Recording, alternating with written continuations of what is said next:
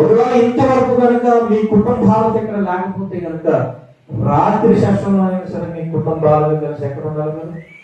దేవుని సన్నిధిలో నిలబడాలి. వారు చంటిబిడ్డలు ఉన్నప్పటికీ, బాలింతలైనప్పటికీ, గర్భిణీ స్త్రీలు అయినప్పటికీ, వారు ఏ స్థితిలో ఉన్నప్పటికీ దేవుని సన్నిధిలో ఉంటే కనుక మీ చీకటిని దేవుడు పారద్రోలుతాడు. మీ భయము నుండి దేవుడు మిమ్మల్ని విడిపించేటువంటి దేవుడు. దేవునికి మహిమ కలుగును గాక. హల్లెలూయా. ఇప్పుడు ఉపవాస దినమును ఆచరించాడు. యోనా అన్నంతటా కూడా చాటింపు వెళ్ళింది. దేవునికి స్తోత్రం చెప్పండి. ఉపవాసము అందరూ చేయాలనేటువంటి చాటింపు వెళ్ళింది. వాళ్ళందరూ కూడా వచ్చి అక్కడ చేర్చబడ్డారు. అప్పుడు యెహోవా మందిరములో క్రొత్త సాల ఎదుట యెహోషాపాతు ఏం చేస్తున్నాడు తెలుసా? దేవుని శక్తి ఏంటో పొగుడుతున్నాడు. అక్కడ దేవునికి మహిమ కలుగును గాక. దేవుని బాహుబలం ఎలాంటిదో దేవుని గురించి పొగుడుతున్నాడు. మీరు ఇంటిలో చదువుకోండి. అక్కడ దేవుని మందిరం ఎందుకు ఏర్పాటు చేయబడిందో చెప్తున్నాడు. ఆ దేవుని మందిరంలో సమస్య వచ్చినప్పుడు వెళ్ళి ప్రార్థన చేస్తుంటే కదా దేవుడు వింటాడు, వెంటనే జవాబును అనుగ్రహిస్తాడు. అందుకే కదా ఈ మందిరం ఇక్కడ నిర్మించబడిందని చెప్పి యెహోషాపాతు మందిరం యొక్క గొప్పతనాన్ని అక్కడ వాళ్ళందరికీ చెప్తాడు. దేవునికి స్తోత్రం. మందిరం యొక్క గొప్పతనాన్ని చాటి చెప్తాడు. ఇందాక దైవజనులు చెప్తున్నారు 50వ వార్షికోత్సవము అని. దేవునికి మహిమ కలుగును గాక. 50వ వార్షికోత్సవం అంటే ఇక్కడ దేవుని యొక్క పరిచర్య ప్రారంభించబడి మరి 50 సంవత్సరములు ఈ వార్షికోత్సవం దేవుడు జరిగిస్తున్నాడు అని అంటే ఈ మందిరం మీకు ఎందుకు ఏర్పాటు చేశాడు తెలుసా? మీ అందరినీ నెమ్మదితో ఉంచడానికి. ఏమంటే మీ పితరులు మరి 50 సంవత్సరాలుగా దేవుని యొక్క పరిచర్యలో మీరు పాలుభాగస్తులుగా ఉండడానికి తరం వెంబడి తరం మీ తర్వాత మీ పిల్లల తర్వాత పిల్లలు ఎక్కడ ఉండాలట? దేవుని మందిరములో ఉంటే గనక భయముల నుండి తప్పించే దేవుడు ఆయన. ఆమె అనట్లేదు. ఏం ఆలోచిస్తున్నారు? 50 సంవత్సరాలు అయిపోయిందా అన్నట్టున్నా నీకు? దేవునికి స్తోత్రం. మీ భయములన్నిటి నుండి పారద్రోలడానికి ఇక్కడ మందిరం దేవుడు ఏర్పాటు చేస్తున్నాడు. సమస్య పెద్దదైపోయింది, మీరు చిన్నగా ఉన్నారు. అపవాది బలవంతులుగా ఉన్నారు, మీరు చిన్నవారు ఉన్నారు. దేవుని మందిరం ఎందుకో తెలుసా? శక్తితో నింపబడుట కొరకు, మీరు బలముతో నింపబడుట కొరకు. దేని కొరకు? అపవాదిని ఎదిరించిన దేవునికి స్తోత్రం. దేవుని ఎదిరించడానికి శత్రువు అనగా మీ విరోధి నలుదిక్కుల నుంచి మిమ్మల్ని బలహీనపరుచుకున్నటువంటి సమయంలో యెహోషాపాతు ఎక్కడికి రావాలి? దేవుని సన్నిధికి రావాలి. దేవునికి స్తోత్రం. హల్లెలూయా. ఇక ఎక్కడ మనం విచారించకూడదు, ఎక్కడ మన మనసు నిలుపుకోకూడదు. ఈ మందిరాన్ని, ఈ స్థలాన్ని దేవుడు అనాది సంకల్పంలో ఏర్పాటు చేసుకున్నాడు. జగత్ పునాది వేయబడక మునుపే ఈ స్థానాన్ని దేవుడు ఏర్పాటు చేసుకున్నాడు. దేవునికి స్తోత్రం. దైవజనాన్ని సిద్ధపరిచాడు. కారణం ఏంటో తెలుసా? మీరు శక్తితో నింపబడాలి, మీరు ధైర్యంతో నింపబడాలి, ఏ భయం లేకుండా నెమ్మదిగా బ్రతకాలి. అదే విషయాలు యెహోషాపాతు అక్కడ మాట్లాడుతున్నాడు. ఇది మందిరం యొక్క గొప్పతనం ఏంటో చెప్తున్నాడు. ఈ మందిరం ఇంటికే కదా నిర్మించబడింది, ఇంటికే కదా నువ్వు ఏర్పాటు చేశావని యెహోషాపాతు మాట్లాడుతున్నాడు. మాట్లాడి అంటాడు. 12వ వచనం వచ్చేసాక అంటున్నాడు. 12వ వచనంలో అనుసారి ఏమన్నాడు? దేవా ఎవరి తీర్పు తీర్చమని అడుగుతున్నాడు? ఎవరి తీర్పు తీర్చమని అడుగుతున్నాడు? మీరు వాక్యం వింటే వెంటనే సమాధానం చెప్తారు. దేవునికి స్తోత్రం. ఎవరికి తీర్పు తీర్చమని అడుగుతున్నాడు? అయ్యారు ఇప్పుడు దాకా వచ్చిన పాస్ట్గా కావాలన్నా ప్రశ్న వేయలేదు. మీరు వాక్యం చెప్తే చెప్పిపోతే మంచిది. మీరు అలా అడగొద్దానా కొన్ని గొడవ. ఎవరికి తీర్పు తీర్చమంటున్నారు? అమ్మోనీయులకు, మోయాబీయులకు, అక్కడ దండెత్తి వచ్చినటువంటి శత్రు సైన్యం అక్కడికి ఏం తీర్చమంటున్నాడు? తీర్పు. నువ్వు తీర్పు తీర్చవా? మా మీదికి వచ్చి యేసు ఈ గొప్ప సైన్యమును, ఆది సంఖ్య ఈ గొప్ప సైన్యమును అమ్మా కరెక్ట్గా చదవడం మీకేస్తారా? ఎవరితో యుద్ధం చేయడానికి? గొప్ప సైన్యంతో యుద్ధం చేయడానికి మాకేం చాలదు? శక్తి చాలదు. ఏమి చేయబెట్టును మాకు తోచదు. అది సంగతి. నీవే మాకు దిక్కు అని ప్రార్థన చేసేదట. ఆ కింద వచ్చిన ఎవరు ఉన్నారంట? శిష్యులతోనూ, ఎవరితోనూ? భార్యలతోనూ, పిల్లలతోనూ యెహోవా సన్నిధి నిలవబడి ఏం చేశారట? నిలవబడి ఏం చేస్తున్నారు? అద్భుతమైన ప్రార్థన. అమ్మ నువ్వు చదవకుండా కంటికి వెళ్ళిపో. నేను వాక్యం నీకు అర్థమేదో చెప్తున్నా. చదువుకుంటూ వెళ్ళిపోతే ఏమి అర్థం కాదు. వినా దేవునికి స్తోత్రం. దేవునికి స్తోత్రం. నువ్వు ఎంత భక్తులు లేదు. నువ్వు వచ్చి ఏం చేసుకుని నేను మాత్రం ఎంత చేయను.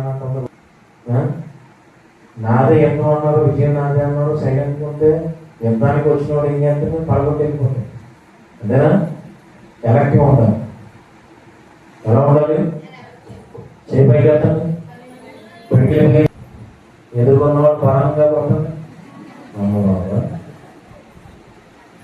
చేతులు బిగించాం, పైకి వెళ్తాం. ఏసునామము జయం జయము, సాతాను శక్తులు లయం లయము. ఏసునామము పైకెత్తాలి. సాతాను శక్తులు లయం లయము. హల్లెలూయా హోసన్నా హల్లెలూయా హల్లెలూయా. అందరూ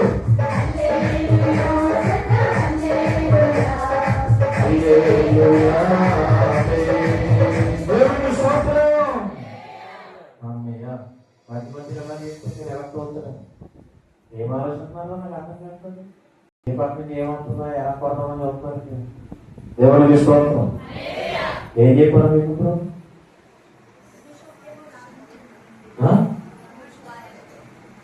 నాకు అర్థమైంది. ఇప్పుడు మీరు ఎక్కడెక్కడో ఉన్నారు. బాడీ ప్రజెంట్, మైండ్ ఆబ్సెంట్ ఉంది. మనసు ఎక్కడ ఉంది, మనుషులు మాత్రం ఇక్కడ ఉంది. ఎక్కడికి వెళ్ళారు సార్ చెప్తారండి. రైట్. యెహోషాపాతు అద్భుతమైన ప్రార్థన చేస్తుంది.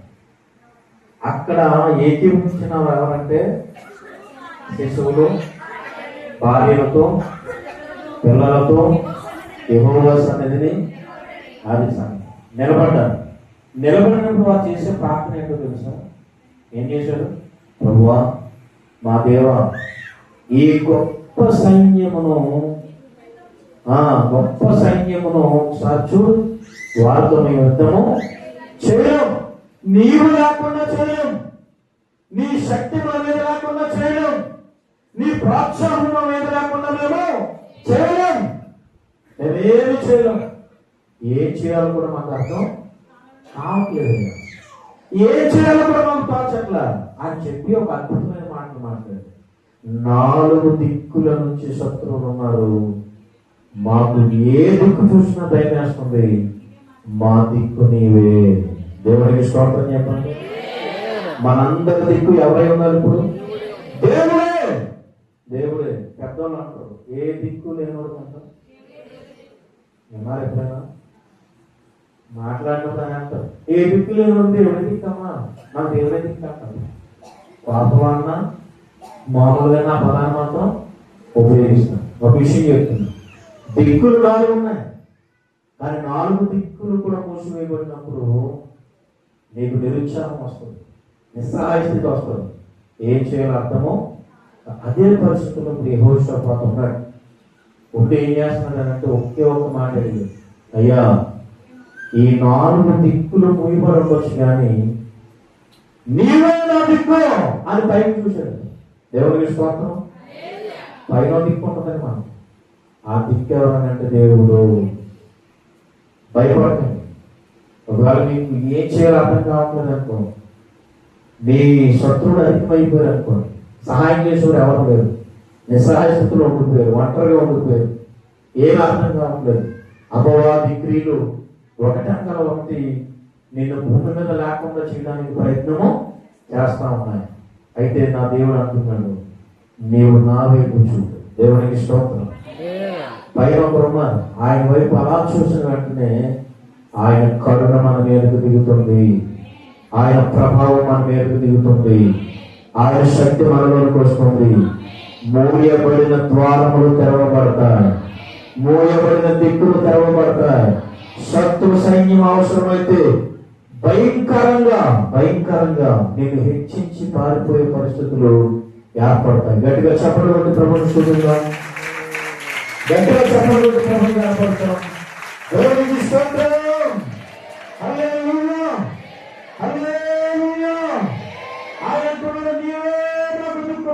నీవే మాకు దిక్కు ప్రభు అని ఆయన మందిరంలో చేరి ప్రార్థిస్తాం. ఒక అద్భుతం జరిగింది. ఏంటో తెలుసా? వారందరూ అలాగే ప్రార్థిస్తూ ఉంటుండగా ఒక యవనస్తుని మీదకి దేవుని ఆత్మ దిగి వచ్చింది. ఒక యవనస్తుని మీదకి దేవుని ఆత్మ దిగి వచ్చి ఆ యవనుడు లేచంటున్నాడు, ఇదిగో భయపడకూడి, దేవునికి మహిమ కలుగును గాక. భయపడుతున్న వారికి దేవుడిచ్చే జవాబు ఏంటంటే, భయపడకూడి, చడియకూడి, ఈ యుద్ధము మీరు కాదు, దేవుడే జరిగించును. దేవుడికి స్తోత్రం. ఎప్పుడు దేవుడు మన పక్షాన నిలబడతాడు, ఎప్పుడు దేవుడు మన ఎదుట నిలబడతాడు అని ఆలోచన చేస్తే, ఆయన మందిరానికి వచ్చి నీవు తప్ప నాకు ఎవరు లేరు ప్రభువా, నీవే నాకు దిక్కని అంటే గనక ఆయన వచ్చి నీకు తోడుగా నిలబడతాడు. దేవుడికి స్తోత్రం.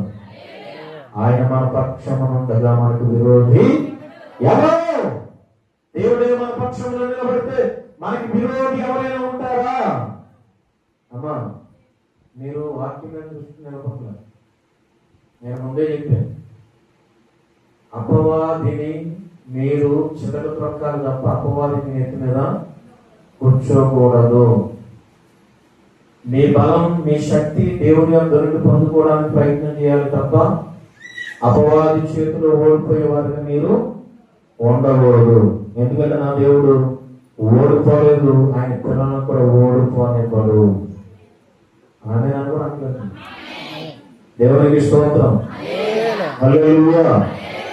ఆయన ఓడిపోలేదు, మనలను కూడా ఓడిపోనివ్వడు. ఆయన సాతానుకు తల వంచలేదు, మనల్ని కూడా వంచనివ్వడు. ఆయన దానిని ఎదిరించి నిలబడ్డాడు, మనం కూడా ఎదిరించి నిలబడాలి. శత్రువును చూసి మనం భయపడడం కాదు, మనలను చూసి శత్రువు భయపడాలి. భయానికే భయం పుట్టించేవాడే క్రైస్తవుడు. అక్కడ అందరూ ఈయన మాట్లాడి ఇలా ఉన్నాయని చూస్తుంది. అమ్మ తెలుగునా మాట్లాడుతుంది, తెలుగునా? దేవుని స్వార్థం చెప్పండి. హల్లెలూయా, హల్లెలూయా. అయ్యగారు మాట్లాడడం అందరూ మన ఊరు తీసుకెళ్ళిపోతాం, బాగా తయారు చేసి పంపిస్తాం. దేవునికి స్తోత్రం. అయ్యగారు పరివేశించారు, ఎంతమంది వస్తారు చేతులు పైన? అమ్మా, నేను మాత్రం రావాలనుకున్నాను. రైట్. ఊరికి నేను మిమ్మల్ని ఎలక్ట్ చేయడానికి అంటున్నాను. అపవాదికి చోటు ఇవ్వకండి. దేనికి చోటు ఇవ్వదు? అది వస్తున్నారంటే విననవ్వదు, అర్థమవుతుందా? రెస్పాన్స్ అవనవ్వదు. ఎక్కడ వేసిన గొంగలి అక్కడే ఉంటుంది. నువ్వు శక్తిని పొందుకోవు, బలాన్ని పొందుకోవు. ఆడు వచ్చినప్పుడు మాత్రం గిలగిలా కొట్లాడిపోతూ ఉంటావు. ఏం చేయాలో అర్థం కాదు. అలాంటి అర్థం కానటువంటి వ్యర్థంగా బ్రతుకుతూ భయంకరమైనటువంటి ఈయన తీసుకోవడానికి వెళ్ళిపోకుండా దేవుడు మీతో మాట్లాడుతున్నాడు. ఈ ఫైనల్ డే దేవుడికి స్తోత్రం. ఈ చివరి రోజు దేవుడిని అందరితో మాట్లాడుతున్నాడు. ఆయన స్వరం మీరు అందరూ వినాలి. అర్థమవుతుంది? ఆయన స్వరం వినాలి. తర్వాత మీరు అందరూ ఆయన సన్నిధిలో ప్రార్థించేవారిగా ఉండాలి. దేవునికి స్తోత్రం చెప్పండి, దేవునికి స్తోత్రం చెప్పండి, దేవునికి స్తోత్రం చెప్పండి. హల్లెలూయా. చాలా సంతోషం. ఒక ఆత్మ దిగి వచ్చింది. ఆత్మ దిగి వచ్చింది. దిగి వచ్చి ఏం చేస్తున్నట? మీరు భయపడద్దు, యోధా వారులారా, యెరూషలేము కాపురస్తులారా, యెహోషాపాతు రాజా, మీరందరూ ఆలకించండి. యెహోవా సెలవిచ్చినదేమనగా, ఈ గొప్ప సైన్యం మీరు భయపడకుడి, జయకుడి. ఈ యుద్ధము మీది కాదు, దేవుడే జరిగించును. దేవునికి స్తోత్రం చెప్పండి. ఇప్పుడు చెప్పండి, నలుదిక్కుల నుంచి శత్రువులు దగ్గర ఈయన ఏం చేశాడు? అందరిని తీసుకొచ్చి మందిరం దగ్గర పెట్టాడు. యెహోవా సన్నిధిలో నిలబడ్డారు. వాళ్ళందరూ కలిసి ప్రార్థన చేస్తూ ఉంటుండగా ఆత్మ దిగి వచ్చింది. ఏం దిగి వచ్చింది? ఆత్మ దిగి వచ్చింది. ఎవరు మాట్లాడుతున్నాడు? మీరు భయపడవలసిన పని లేదు, చడియవలసిన పని లేదు. యుద్ధం మీరు కాదు, ఎవరు జరిగిస్తారు? దేవుడే జరిగిస్తాడు అని చెప్పి అన్నాడు. రేపు మీరు వారి మీదకి వెళ్ళండి. జాగ్రత్తగా విన్నా. రేపు మీరు వారి మీదకి పోడి.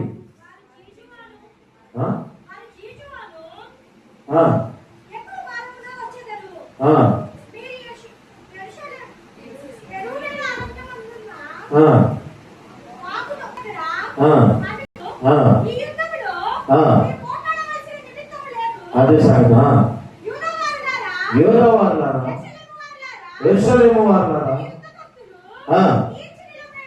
యుద్ధ పంతులు తీర్చినబడి. ఇప్పుడు జాగ్రత్తగా వినాలి. ఆయన అన్నాడు, ఒకటి యుద్ధం మీరు చేయొద్దు అన్నాడు కదా, అన్నాడు లేదా? ఈ యుద్ధం మీరు చేయవలసిన పని లేదు అన్నాడా? మీరు అన్నాడు లేదా? చెప్పాలి. అన్నారు. అందువల్ల కానీ ఏమన్నాడు? రేపు వారి మీదకి. ఆ దేవుడు మాట్లాడేది కొంచెం కన్ఫ్యూజ్గా ఉంటుంది. యుద్ధం చేయగలుగుతా అన్నాడు, మళ్ళీ రేపు వారి మీదకి వెళ్ళమంటాడు. అందువల్ల వెళ్ళమను. వెళ్ళిన తర్వాత మళ్ళా అంటున్నాడు, వారితో మీరు మాట్లాడవలసిన పని. మరి ఏం చేయాలి? యుద్ధ పంక్తులుగా మీరందరూ తీర్చబడి నిలబడండి అని, యుద్ధానికి సిద్ధమవుతున్నట్లు నిలబడండి. నేను చెప్పేదల్లా మీరు చేయండి, మీరు మాత్రం మాట్లాడవలసిన పని లేదు అని అన్నాడు. అంటే యుద్ధం చేయడానికి నిలబడినట్లుగా నిలబడండి, మీరు మాత్రం వారితో మాట్లాడవలసిన పని లేదు. ఇప్పుడు మీరు జాగ్రత్తగా ఉన్నారు. దేవుడు అన్నాడు, యుద్ధం మీరు చేయవలసిన పని లేదు అని అన్నప్పుడు ఈయన ప్రశాంతంగా ఇంట్లో కూర్చోవచ్చు కదా, అది మందిరంలో కూర్చోవచ్చు కదా. దేవుడు పని దేవుడు చేస్తాడు కదా. మరలా ఏంటి? వారి మీదకి వెళ్ళమంటున్నాడు, వాళ్ళ చోట కలుసుకోమంటున్నాడు, యుద్ధ భక్తులుగా తీర్చి నిలబడమంటున్నాడు. అసలు ఏంటి దేవుడి పని? ఏంటి అసలు ఏం చేయబోతున్నాడైనా అనేటువంటి ఆలోచన రావాలి. అర్థమవుతుంది. కానీ ఏ ఒక్కరు కూడా అనాలోచనతో లేదండి. ఆత్మ చెప్పు సంగతులు చెప్పగలవాడు దేవుడుగా. ఆత్మ చెబుతుంది, వీళ్ళందరూ పెట్టున్నారు. వెళ్ళండి, ఆయన మీతో చెప్పినది చేయండి. ఆయన ఏది చెప్పాడో అది చేయండి, వేరే ఒకటి చేయండి ఆజ్ఞాపించి వెళ్ళిపోయాడు. ఆయన ఏం చెప్పాడో అదే చూశారు. అద్భుతం జరిగిందా లేదా? ఏం జరిగింది అద్భుతం? నీళ్లు ఎలా మార్చబడ్డాయి? నిజంగా రాజభవనం పట్టునండి, పట్టుకొచ్చాం. నీళ్ళు నింపండి, నింపాం. ఇదేటయ్యా నీళ్ళు నింపంలో ఏం చేస్తాం ఏంటి? రాజభవనం ఎందుకని అని అడిగారా? ఏమో అడగా. తల్లి ఒకటే చెప్పింది, ఆయన ఏం చెప్తే అదే చేయను. ఆయన ఏం చెప్తే అదే వాళ్ళు చేశారు. నీళ్ళు ఎలా మార్చబడ్డాయి? ద్రాక్ష రసంగా మార్చబడ్డారు. రాత్రంతా శ్రమపడ్డారట, పల్లకి ఏమీ లేదట. యేసు ప్రభు వారు వెళ్ళారు ఆ స్థలానికి. జాలర్లు చేపలు పట్టేవారు. పైగా వాళ్ళు ఎలాంటి తెలుసండి? నిపుణత కలిగిన వారు, తన పనిలో నేర్పలేనటువంటి వారు. వారికి ఎవరో నేర్పవలసిన పని వాళ్ళకి తెలుసు. ఎక్కడికి వెళ్తే చేపలు దొరుకుతాయో, ఏ భాగంలో దిగితే చేపలు దొరుకుతాయో వాళ్ళకి అన్నీ తెలుసు. వాళ్ళకి ఎవ్వరూ చెప్పాల్సిన పని లేదు. వాళ్ళు ప్రయత్నం చేశారు, ఏం దొరకలేదు. నిరాశతో తిరిగి వచ్చేస్తున్న సమయంలో యేసు ప్రభు వారు అన్నారు, మీరు కాస్త లోతుకు వెళ్ళి వలలు వేయన్నారు. మరి లోతుకు వెళ్ళి వేయగలరు. వేశారు. వాళ్ళు ఎక్కడికి వెళ్ళాలో అక్కడికి వెళ్ళి వేశారు, కానీ ఒక్క చేప కూడా వాళ్ళకి దొరకలా. నిరాశతో ఉన్నారు, నిస్పృహంతో ఉన్నారు.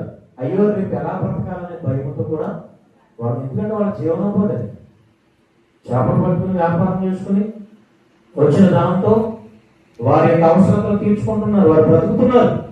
మరి ఇప్పుడు చేపలు దొరకకపోతే వాళ్ళ జీవనోపాధి పోయినట్టే కదా.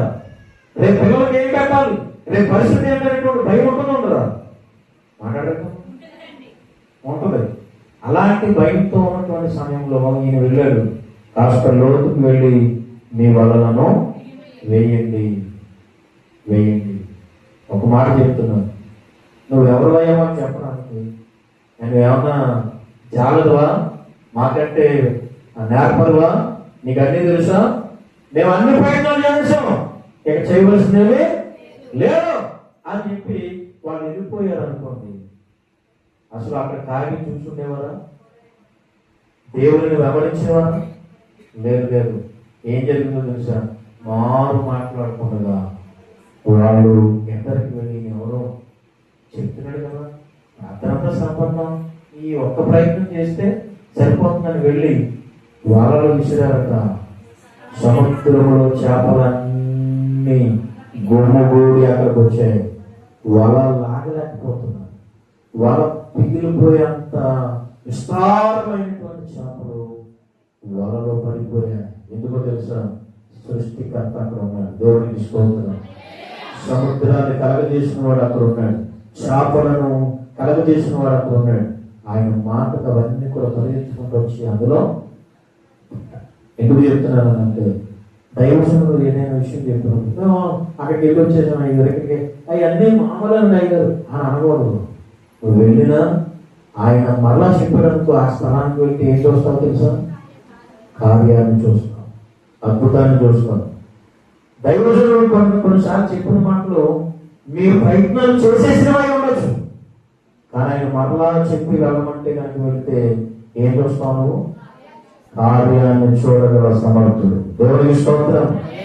కార్యాలు చేయగల సమర్థుడైన నువ్వు ఖచ్చితంగా అద్భుతాన్ని చూస్తావు. ఇక్కడ ఆయన అన్నాడు, పంక్తులుగా తీరండి, మీరు యుద్ధం చేయొద్దు, వారితో పోరాడొద్దు. శత్రువు ఎదురుగా ఉన్నాడు, పగ మాత్రం మీరు తీర్చుకోవాల్సిన అవకాశం లేదు. బైబిల్లో కూడా ఉంటుంది, ఉగ్రతలు చూడటం ఉంది, పగ తీర్చుకోవడం మీ పని కాదు, పగ తీర్చుకోవడం మీ పని కాదు. శత్రువులను నాకు అప్పగించండి, ఉగ్రతలు చూడటం అండి, మీరు నేను చెప్పిన పని చేయండి అన్నాడు ఆయన. ఇక్కడ కూడా అదే చెప్పాడు. మరి బాబు మీరు అందరూ కూడా పోట్లాడండి, వాళ్ళతో నేను చెప్పినట్లే చేయండి అన్నాడు. ఏం చెప్పాడు? వెళ్ళండి, వాళ్ళకి ఎదురుగా కలవండి, కానీ వాళ్ళు ఎదుర్కొండగా మీరు యుద్ధ భక్తులు తీరంటే అర్థమని తెలుసా? యుద్ధానికి సిద్ధం అవుతున్నట్లుగా మీరు వారికి కనబడండి. దేవునికి స్తోత్రం. అదే రీతిగా వాళ్ళందరూ కూడా యుద్ధ భక్తులు తీరారు. దేవునికి మహిమ కలుగును గాక. యుద్ధ భక్తులు తీర్చబడిన తర్వాత వాళ్ళు ఏం చేస్తున్నారు తెలుసా? యెహోషాపాతు ఏం చేశారు తెలుసా? సంగీత వాయిద్యములను వాయించే వారిని అక్కడ పెట్టాడట, గాయకులను పెట్టాడట, స్తుతించే వాళ్ళని పెట్టాడట. వాళ్ళందరూ కలిసి ఏం చేస్తున్నారు తెలుసా? ప్రైజ్ అండ్ వర్షిప్, స్తుతి ఆరాధన మొదలెట్టారు. వాళ్ళకి ఏమర్థమవుతున్నారు? ఏంట్రా ఏదో పంతులో కూర్చున్నారు, ఏదో మాట్లాడుతున్నారు, ఏదో పాడుకుంటున్నారు, వాయిద్యాలు వాయిస్తున్నారు, అసలు ఏం జరుగుతుంది ఇక్కడ అని చెప్పేసి వాళ్ళందరికీ ఏమి అర్థం కాదు. శత్రువులకి ఏమీ అర్థం కాదు మన పనులు. అర్థమవుతుంది? అసలు వాళ్ళకి అయోమయంగా ఉంటుంది, కానీ ఆ శక్తి ఏంటో మనకు తెలుసు, ఆ బలం ఏమిటో మనకు తెలుసు. ఆయన ఏం చెప్పాడో అది చేస్తే చాలు. అక్కడ యెహోషాపాతు అన్నాడు, పోట్లాడొద్దు అన్న మాట విని వాళ్ళందరికీ చెప్పాడు. యెహోషాపాతు పోట్లాడడానికి వెళ్ళాలి, యుద్ధానికి సిద్ధం అవ్వాలి, దేవుడు చెప్పాడు కదా నడన్నాను అనలా. ఆయన ఏం చెప్పాడనంటే, ఆయనను స్తుతిస్తూ ఆరాధిస్తూ కనపరుస్తూ ఉందాం, ఇది తప్ప మనమేమి చేయొద్దు అని చెప్పి అక్కడ వాళ్ళందరూ స్తుతి ఆరాధన మొదలు పెట్టారు. ఏం ఆరాధన అది? ఏం ఆరాధన? దేవునికి స్తోత్రం. వాళ్ళు చేసే ఆరాధన ఎలా ఉందని అంటే, నిన్నే నమ్మున్నాను, నీ వంటి వారు నిన్నే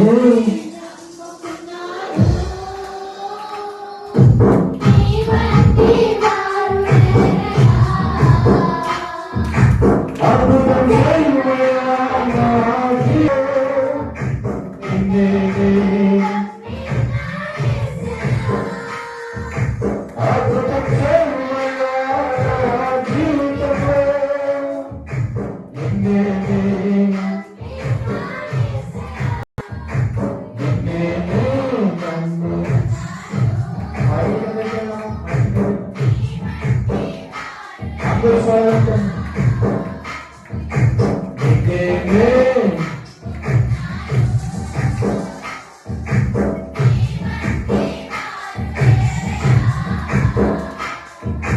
నీవే నీ కార్యాలకై ఆమేన్.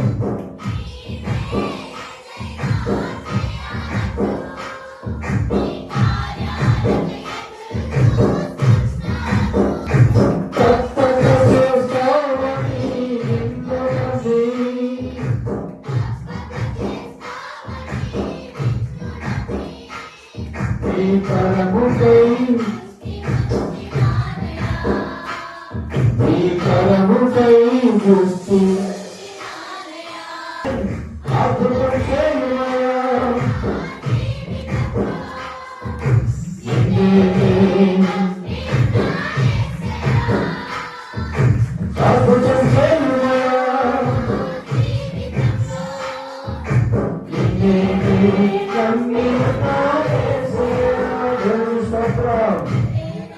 దేవునికి స్తోత్రం.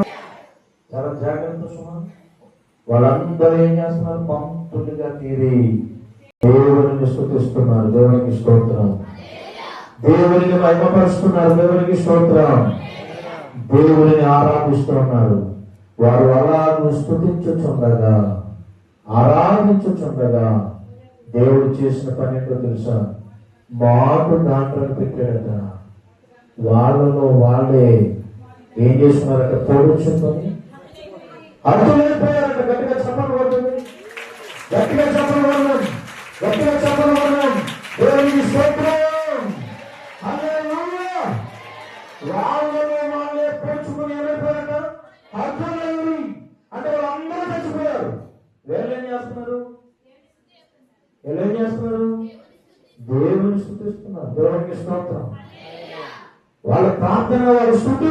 రాజులు మాకెవరు లేరు, శూరుడు మాకెవరు లేరయ్యా, నిన్నే మేము నమ్ముకున్నాం, నీవే మా అండ, నీవే నా కొండ అని చెప్పి దేవుని ఆరాధిస్తూ ఉంటుంటే శత్రువులు ఏం చేసుకున్నారు తెలుసు? వాళ్ళకి వాళ్ళే పోట్లాడుకోవడం మొదలు పెట్టారు. వారికి వాళ్ళే మాటగాండ్రని పెట్టారు. వాళ్ళు వీళ్ళు కలిగిపోయారు.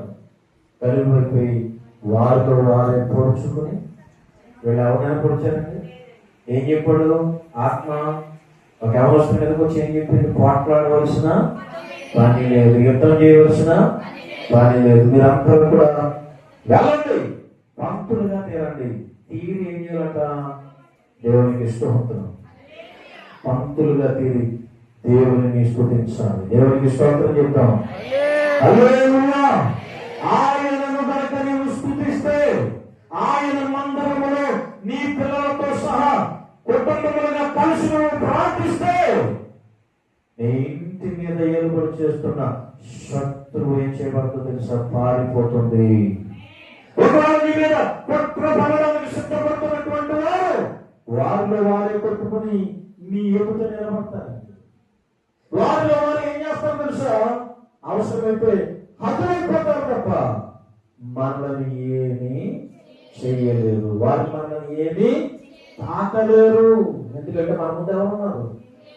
దేవుని దాటి రాగల దమ్ము ఈ ప్రపంచంలో ఎవరికైనా ఉందా? నీ ముందున్నటువంటి దేవుని దాటి రాగల శక్తి ఈ ప్రపంచంలో ఎవరికైనా ఉందా? మాట్లాడటం లేదు. లేదు. నేను ఎప్పుడు ధైర్యంగా చెప్తాను, నన్ను ఎవరైనా ఏదైనా చెయ్యాలని అనుకుంటే నా ముందున్న దేవుని దాటి రావాలన్నా అదోన్నా ఆయన ఎప్పుడు ముందు నిలబడతారని నీకు బాధ వచ్చినప్పుడు, భయం వచ్చినప్పుడు, కష్టం వచ్చినప్పుడు, ఎవరో నేను ఏదో చేసేయాలని అనుకున్నప్పుడు నువ్వు ఏదో చేసేయాలని పరిగెత్తావు అనుకో, నీ పని అయిపోతాడు. ఆయన అన్నాడు నా పని అని అన్నాడు. ఏమన్నాడు? ఆయన మేము గొర్రెలు కదా, ఆయన పిల్లలం కదా, మనం ఆయన వారం కదా, మరి ఆయన ఏం చెప్తే అదే పాటించాలి కదా. అలా నువ్వు పాటించగలిగితే దేవుడు చేసే కార్యం ఓరకనే నిల్చొని చూస్తాను. నీవు దేవుడు నీ కన్నులకు అది చూపిస్తాడు. నీ కన్నులకు ఖచ్చితంగా చూపిస్తాడు. ఆయన అంటున్నటువంటి మాట ఏంటంటే, నేను ఏం చెప్తాను అది నువ్వు చేస్తే నీవు పోట్లాడవలసిన పని లేదు. ఎవడో వచ్చి చెప్తారు, ఏమా ఎంత మాట ఉన్నదో నేను ఉపవాసం ఉండాలని చెప్పేదాక ఎంత మాట ఉందో తెలిసాయమ్మా, అలాగన్నదా నడు నడు అన్నవనుకో దానిలోనే నీ 2 పనులు కూడా దేవుడు స్తోత్రం. ఎవరి మీద వెళ్ళవలసిన పని నీకు లేదు, మాట్లాడవలసిన పని నీకు లేదు. నువ్వు మౌనంగా ఉండు, దేవుడి సన్నిధికి రా. వారిని ఎవరికి అప్పగించాలి? అది సంగతి. ఈనాడు క్రైస్తవుడిగా నేర్చుకోవాల్సిన పనిది, పాఠం ఇది. నువ్వు ఎవరి మీదకి వెళ్ళకో, యుద్ధానికి వెళ్ళకో. కొంతమంది ఏం చేస్తారంటే మధ్యలో ఉంది వాళ్ళకి చెప్పులేదా, వాళ్ళకి చెప్పేస్తారు, వీళ్ళకి చెప్పులేదా, వీళ్ళకి చెప్పేస్తారు. మధ్యలో చెడిపోయి ఆడేళ్ళ దెబ్బలాడుకుంటే ఎంత ఆనందమో ఏంటి, ఆడే శత్రువు. అర్థమవుతా మీకు? గరిబులు లేకుండా చేస్తూ ఉంటాడు. మరి ఇలాంటి కుట్రలన్నీ ఎదిగినవాడు దేవుడు. శత్రు సైన్యం ఒకరిని వెనుక వచ్చేస్తున్నాడు, ఏమీ చేయలేదు, పొరపాటు చేయలేదు, ఎవరిని ఏమనలేదు. కానీ నెమ్మది నేడలిపోయింది, నెమ్మది నేడలిపోయింది. పడిపోయిన తర్వాత నువ్వు చేయవలసిన పని ఏంటంటే దేవుని సన్నిధిలో దైవజనుడి దగ్గరికి వచ్చి, అయ్యగారు నేను ఏ మాట అనలేదు అయ్యగారు, వాళ్ళు ఎలాగంటున్నారు అయ్యగారు అని చెబితే నిన్ను మోకరింపు చేస్తాడు. దైవజనుడు కూడా ఏం చేస్తాడు? ప్రార్థన చేస్తాడు. దేవుడు ఏం చేస్తాడు?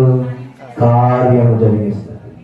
నువ్వు మాట్లాడకూడదు, నువ్వు నిరూపించడానికి అక్కడికి వెళ్ళి నిలబడవలసిన పని కూడా నీకు లేదు. దేవునికి అప్పగించేసావు అనుకో. కొంతమంది లాజిక్ మాట్లాడతారు, వెళ్ళపోతేనంటే మాది తప్పు అంటారు కదండి అయ్యారు అంటారు. కొంతమంది వెళ్ళకపోతే ఎవరు తప్పు అంటారట, మాట్లాడేటమ్మా మాదే తప్పు అంటారు అయ్యారు, మరి వెళ్ళదా అని అంటారు. అందువల్ల నిన్నంటే ఏంటమ్మా అసలు? నిన్నంటే ఏంటి? జరిగిపోయింది. నిన్నంటే ఏంటి? నువ్వు చేయలేంది చేసావని చెప్పి, నువ్వు అనలేంది అన్నావని చెప్పి నిన్ను నిందించినప్పుడు నువ్వేం చేయాలి? ఆ నిన్న పాపం సమాధానంకి వెళ్ళాలా? లేకపోతే నువ్వు తప్పులో అయిపోతావా? దేవుని దగ్గరికి వచ్చి యెహోషాపాతు వాళ్ళ పిల్లలు, భార్యలు, సైనికులు అందరూ ప్రార్థన చేసినట్లుగా నువ్వు దేవుని సన్నిధికి వచ్చి ప్రార్థన చేస్తే నీ నింద తొలగించే దేవుడు ఆయన.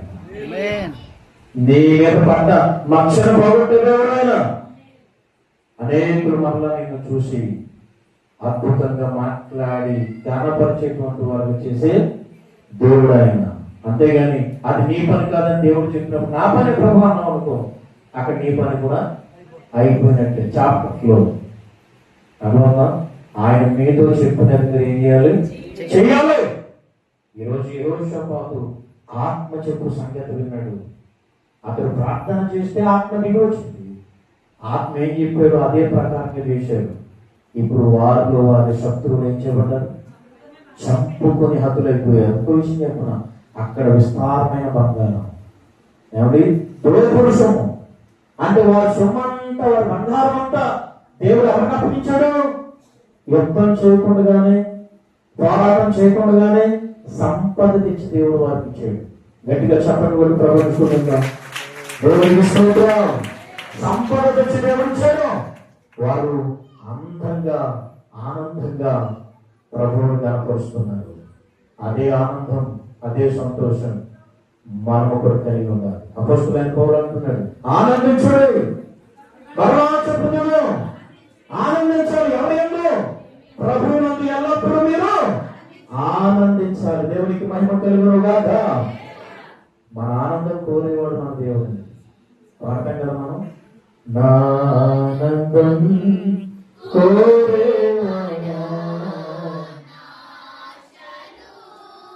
తీర్చేవాడా. దేవునికి స్తోత్రం.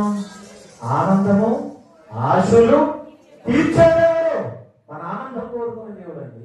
అందుకనే ఆ సైన్యాన్ని దేవుని యుద్ధం చేయకుండా, తెప్పలు పడకుండా, బాధలు పడకుండా వారిని ఏం చేశాడు? దేవుడు అద్భుతంగా మలిచాడు. వారందరూ కలిపి స్తుతి ఆరాధన చేస్తూ ఉంటుండగా శత్రువులు హతులైపోయారు. ఒక సంపద వచ్చి వారి దగ్గర పడింది. వారందరూ కలిపి దేవుని ఏం చేస్తున్నారు? స్తుతిస్తూ కనపరుస్తూ ఉన్నారు. అయితే నేను చెప్తున్నాను, ఇప్పుడు వారి భయం పోయిందా లేదా? నడుదిక్కులో ఉన్న భయం పోయిందా లేదా? పోయింది. ఇప్పుడు ఆనందంగా ఉన్నారా లేదా? ఉంది. ఇప్పుడు మీ జీవితాల్లో కూడా ఇదే జరగాలి. ఆమె అనట్లేదు.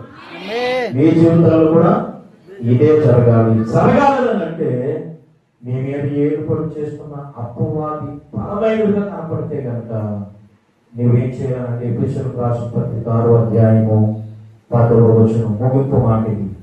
ఎఫెసీయులకు రాసిన పత్రిక 6వ అధ్యాయము 10వ వచనం. తొదకు ప్రభువు యొక్క మహాశక్తిని బట్టి మీరు బలవంతులై ఉండుడి. ఎందుకు బలవంతులై ఉండాలి? మామ చదివితే కరెక్ట్ గా చదువు, ఎందుకంటే పైకి చదువుతున్నాం, కరెక్ట్ గా చదవాలి.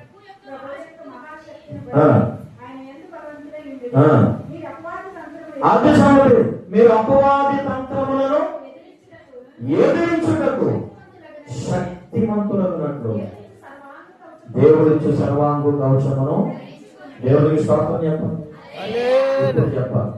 అపవాదిని ఎదిరించడానికి మనం ఏం పొందుకోవాలి? దేవుడిచ్చే శక్తిని, ఆయన మనం ఏం పొందాలి? బలాన్ని మనం పొందాలి. దాన్ని ఎదిరించాలంటే మన బలం సరిపోతాం, మన శక్తి సరిపోతాం, చాలు. అదే ప్రార్థన చేశాడు ఇక్కడ యెహోషాపాతు. ఏమని?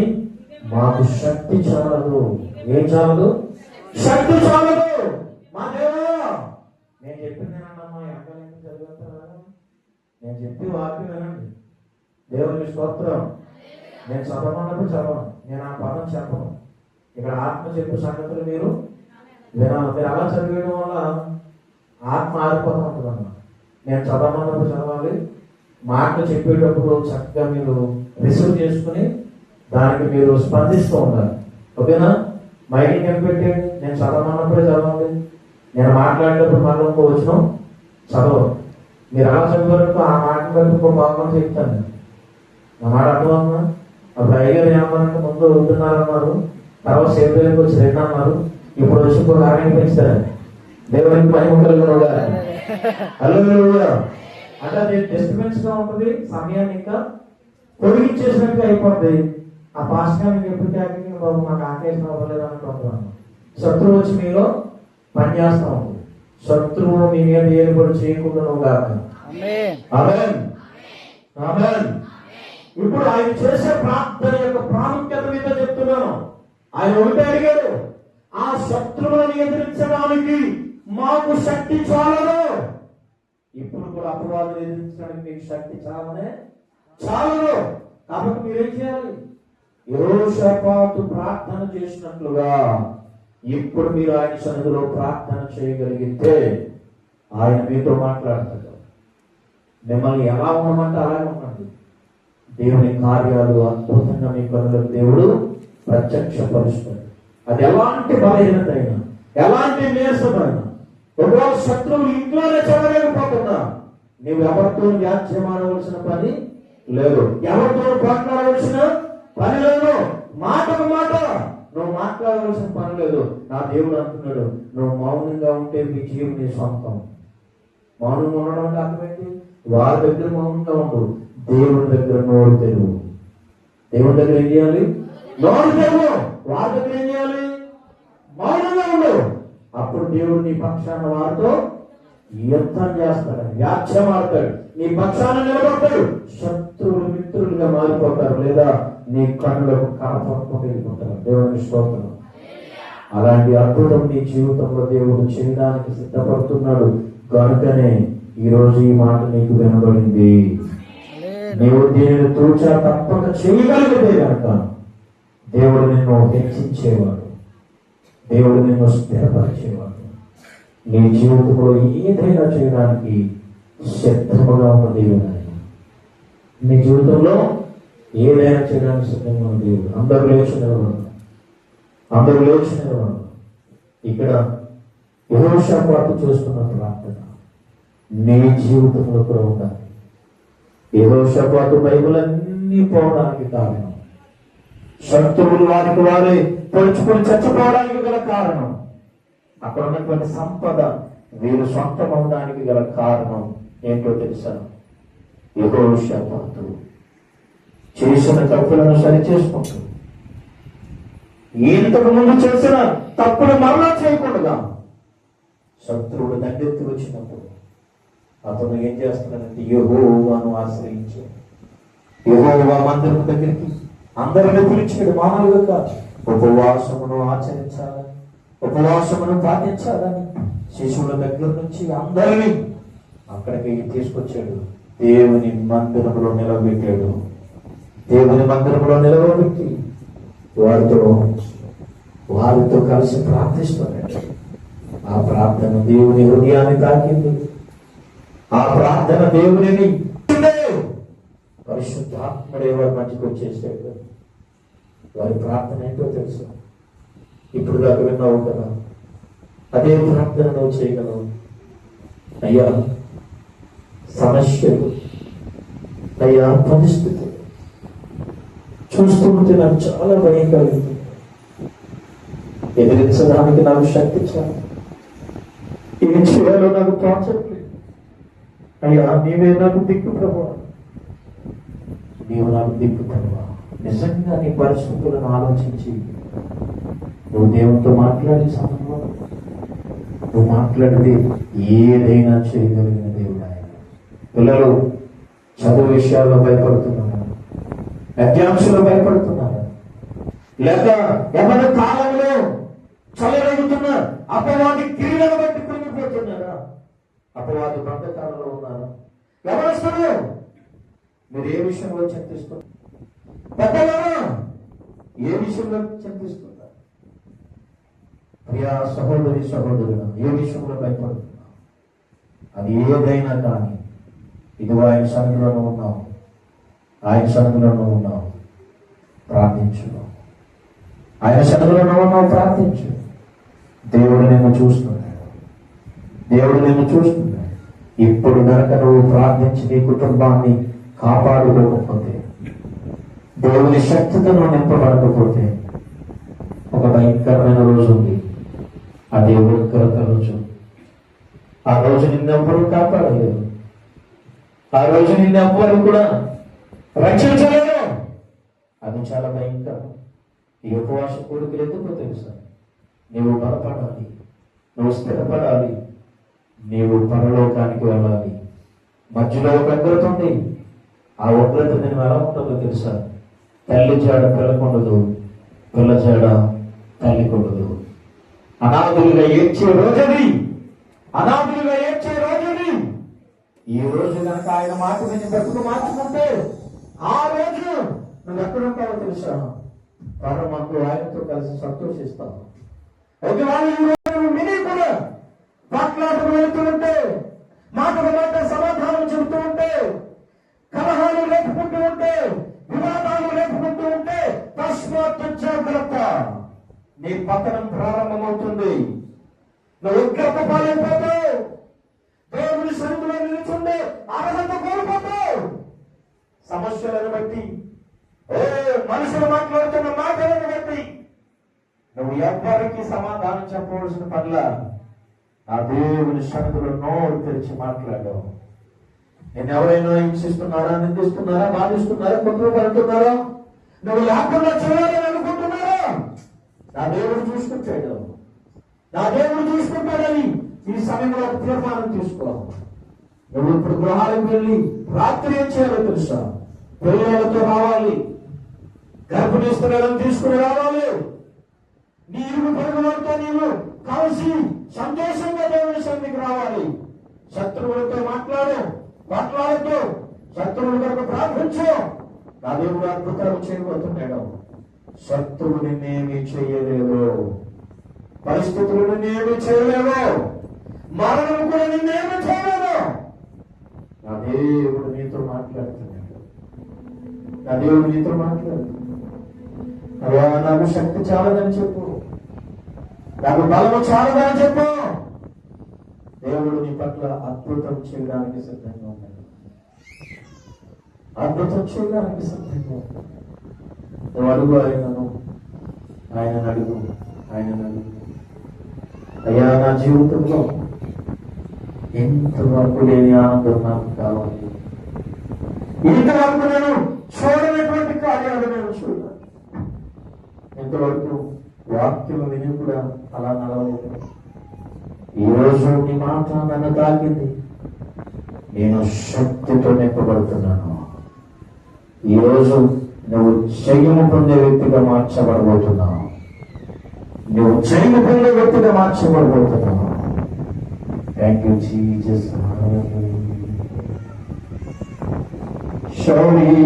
శరీరరోగమైన అది ఆత్మీయ వ్యాధి అయినా, శరీరరోగమైన అది ఆత్మీయ వ్యాధి అయినా, స్వస్థపరచును,